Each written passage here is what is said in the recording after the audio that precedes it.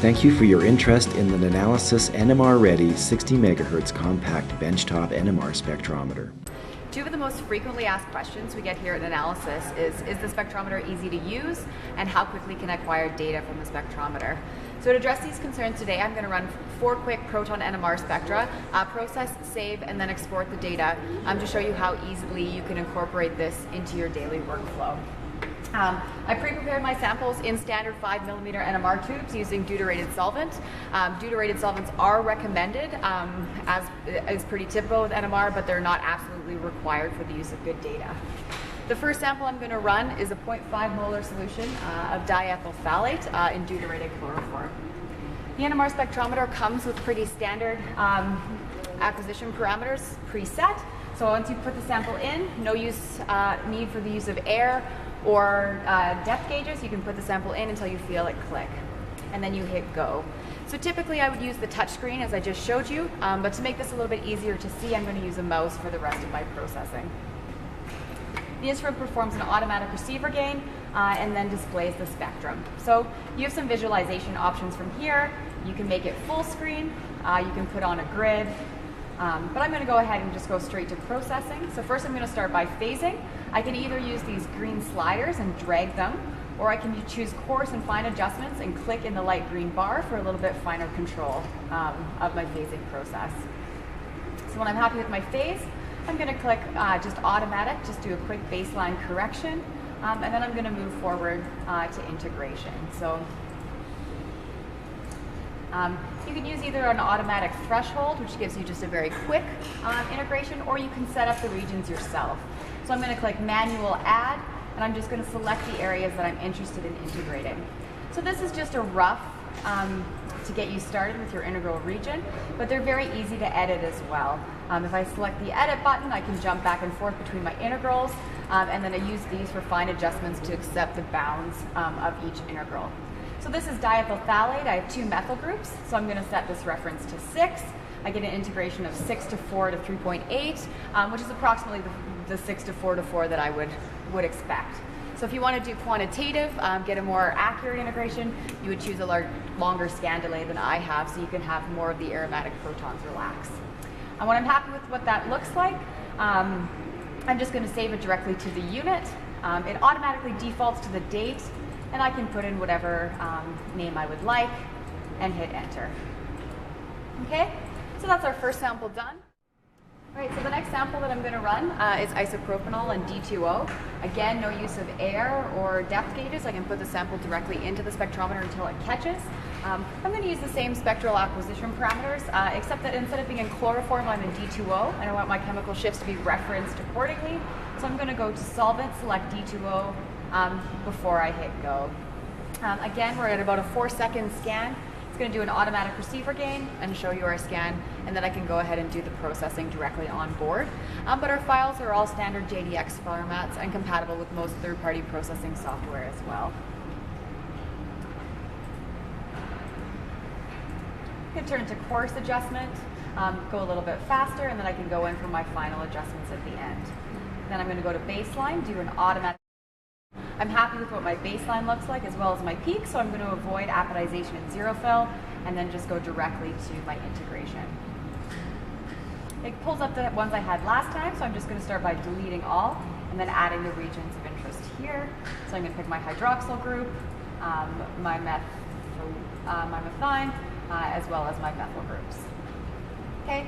Again, it's very easy to sort of fix the bounds that you've set up. If you don't like the way that you set the boundaries, I can extend them or diminish them as I need on both bounds. Okay. Again, I have 2 methyl groups, so I'm going to go ahead and set the reference to 6. So they integrate approximately 6 to 1 to 1.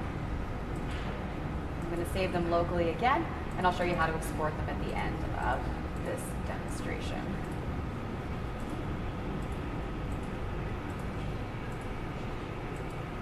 Okay. Everything you save to the unit gets put up into this results folder here, and again, I'll show you that at the end of the demonstration. I'm going to go ahead and run my last sample. It's a 0.5 molar solution of ibuprofen in chloroform. So I'm going to go ahead and change my solvent back to chloroform. Because I have a carboxylic acid, I want to extend the spectral width a little bit, so I'm going to go into settings, and I'm going to choose a wider sweep width. So I'm going to go into custom, select the value that I'd like. I'm going to leave it at 2K points, 1 second scan delay, but I might go ahead and add 4 scans. And I'm going to change my spectral center, the transmit frequency, over, so I've got a little bit more baseline on each side of my spectrum, and then I'm going to hit go.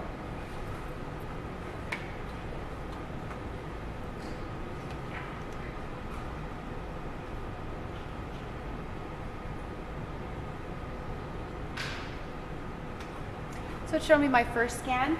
It'll run the additional 3, and we'll show those as well, so you can see the effect of signal averaging. Okay, so I'm going to go in and phase it a little bit on a fine adjustment. So a few clicks here in the green gives me a nice phase, and then I can baseline correct it. So the signal to noise here is pretty good, but I just want to show you this additional feature where you can add more scans. If I click on the button, say I want to run 2 more scans, you can do that very simply, and you'll see a little bit of improvement in the signal to noise ratio. Okay, so now I'm just, like I've done before, I'm going to baseline correct and go in and integrate my peaks. Okay, so I'm going to use again my mouse just to give me the rough integration here that I can then tidy up using a little bit more fine control with the buttons.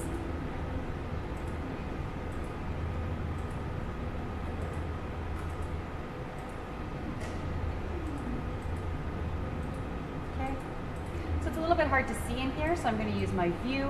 I'm going to zoom in on the alkyl region so they space out a little bit, maybe give them a little bit more height. And I'm going to go over and just make sure I'm happy with what my integrals look like. There, of course, is a little bit of overlap here, so the integrals don't look the best. But I can still get pretty accurate integrations from them anyway. So I'm going to pull in my tail here, extend this tail, and again, this is 2 methyl groups, so I'm going to integrate them to 6. So they integrate 6 to 3 to the next methyl group, approximately 1 for both of the methynes, and 2 for the methylene. Okay, so I'm going to save this locally as well.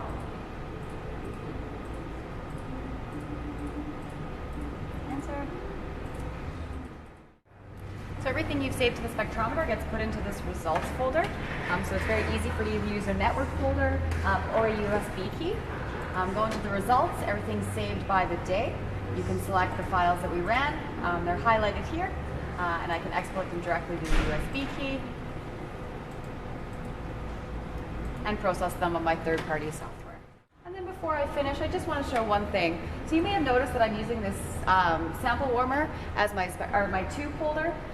We do that because it extends the life of the optimal shims of the spectrometer, but you can easily run things that are at room temperature with no problem. So this is again the same ibuprofen solution, just at room temperature, and I'll just run a quick spectrum so you can see that there's no effect on the line shape when not using the sample warmer directly.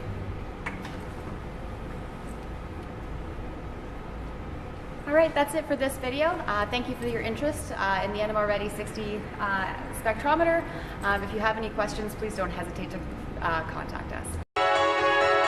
For more information on the NMR Ready 60 benchtop NMR spectrometer, please visit our website, follow us on Twitter or LinkedIn, or call our toll-free number.